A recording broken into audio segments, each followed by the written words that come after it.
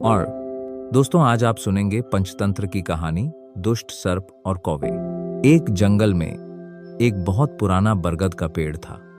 उस पेड़ पर घोंसला बनाकर एक कौवा कव्वी का जोड़ा रहता था। उसी पेड़ के खोखले तने में कहीं से आकर एक दुष्ट सर्प रहने लगा। हर वर्ष मौसम आने पर कव्वी घोंसले में अंडे देती और दुष्ट सर्प मौका पाकर उनके घोंसले में जाकर अंडे खा जाता। एक बार जब कौवा व कव्वी जल्दी भोजन पाकर शीघ्र ही लौट आए तो उन्होंने उस दुष्ट सर्प को अपने घोंसले में रखे अंडों पर झपटते देखा। अंडे खाकर सर्प चला गया। कौवे ने कव्वी को ढाढ़स बंधाया, प्रिय हिम्मत रखो, अब हमें शत्रु का पता चल गया है, कुछ उपाय भी सोच लेंगे। कौवे ने काफी सोचा विचारा और पहले वाले घोंसले को छोड़ उससे काफी ऊपर टहनी पर घोंसला बनाया और कव्वी से कहा, यहाँ हमारे अंडे सुरक्षित रहेंगे। हमारा घोंसला पेड़ की चोटी के किनारे निकट है और ऊपर आसमान में चील मंडराती रहती है। चील सांप की बैरी है। दुष्ट सर्प यहाँ तक आने का साहस नहीं कर पाएगा। कौवे की बात मानकर कौवी ने नए घोंसले में अंडे दिए, जिसमें अंडे सुरक्षित रहे और उनमें से बच्चे भी निकल आए। उधर सर्प उनका घोंसला खाली देखकर यह समझा कि उसके डर से कौवा कव्वी शायद वहां से चले गए हैं, पर दुष्ट सर्प टोह लेता रहता था। उसने देखा कि आज बर्ज टोह लेता, दोस्त सर्प टोह लेता रहता था। कौवा कव्वी उसी पेड़ से उड़ते हैं और लौटते भी वहीं हैं। उसे यह समझते देर नहीं लगी कि उन्होंने नया घोंसला उसी पेड़ पर ऊपर बना रखा है। एक दिन सर्प खोह से निकला और उसने कौवों का नया घोंसला खोज लिया। घोंसले में कौवा दंपति के 3 नवजात शिशु थे। दुष्ट सर्प उन्हें एक एक करके घपाघप निगल गया और अपने खोह में लौटकर डकारें लेने लगा। कौवा कव्वी लौटे तो घोंसला खाली पाकर सन्न रह गए। घोंसले में हुई टूट फूट व नन्हे कौवों के कोमल पंख बिखरे देखकर वह सारा माजरा समझ गए। कव्वी की छाती तो दुख से फटने लगी।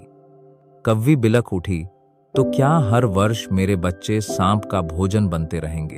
कौवा बोला, नहीं, यह माना कि हमारे सामने विकट समस्या है, पर यहां से भागना ही उसका हल नहीं है। विपत्ति के समय ही मित्र काम आते हैं। हमें लोमड़ी मित्र से सलाह लेनी चाहिए। दोनों तुरंत ही लोमड़ी के पास गए। लोमड़ी ने अपने मित्रों की दुख भरी कहानी सुनी। उसने कौवा तथा कव्वी के आंसू पोंछे। लोमड़ी ने काफी सोचने के बाद कहा, मित्रों, तुम्हें वह पेड़ छोड़कर जाने की जरूरत नहीं है। मेरे दिमाग में एक तरकीब है जिससे उस दुष्ट सर्प से छुटकारा पाया जा सकता है। लोमड़ी ने अपने चतुर दिमाग में आई तरकीब बताई। लोमड़ी की तरकीब सुनकर कौवा कव्वी खुशी से उछल पड़े। उन्होंने लोमड़ी को धन्यवाद दिया और अपने घर लौट आए। अगले ही दिन योजना अमल में लानी थी। उसी वन में बहुत बड़ा सरोवर था। उसमें कमल और नरगिस के फूल खिले रहते थे। हर मंगलवार को उस प्रदेश की राजकुमारी अपनी सहेलियों के साथ वहां जल क्रीड़ा करने आती थी। उनके साथ अंगरक्षक तथा सैनिक भी आते थे। इस बार राजकुमारी आई और सरोवर में स्नान करने जल में उतरी तो योजना के अनुसार कौवा उड़ता हुआ वहां आया। उसने सरोवर तट पर राजकुमारी तथा उसकी सहेलियों द्वारा उतार कर रखे गए कपड़ों व आभूषणों पर नजर डाली।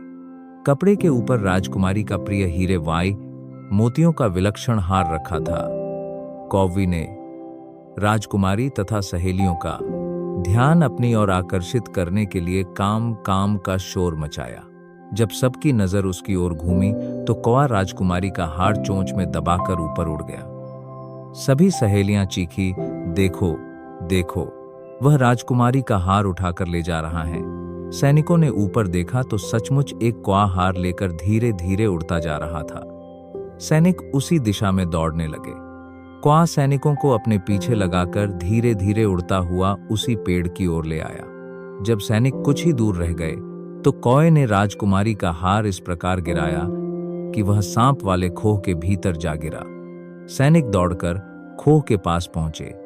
उनके सरदार ने खोह के भीतर झांका। उसने वहां हार और उसके पास में ही एक काले सर्प को कुड़नली मारे देखा। वह चिल्लाया, पीछे हटो, अंदर एक नाग है। सरदार ने खोह के भीतर भाला मारा। सर्प घायल हुआ और फुफकारता हुआ बाहर निकला। जैसे ही वह बाहर आया, सैनिकों ने भालों से उसके टुकड़े टुकड़े कर डाले। सीख: सूझबूझ का उपयोग कर हम बही से बही ताकत और दुश्मन को हरा सकते हैं। बुद्धि का प्रयोग करके हर संकट का हल निकाला जा सकता है। धन्यवाद आपका समय देने के लिए।